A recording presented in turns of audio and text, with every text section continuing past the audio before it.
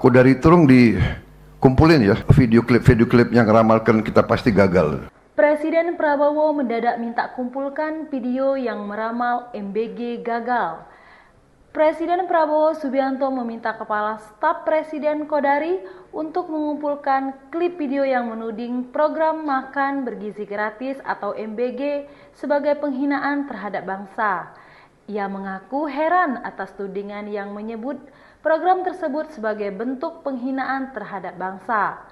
Ternyata, tujuan Presiden ingin menonton video-video yang dikumpulkan tersebut setiap malam dan juga untuk mengevaluasi tudingan yang dialamatkan kepadanya. Ia pun menegaskan MBG bukan penghinaan, tapi upaya menyelamatkan dan meningkatkan gizi anak-anak Indonesia.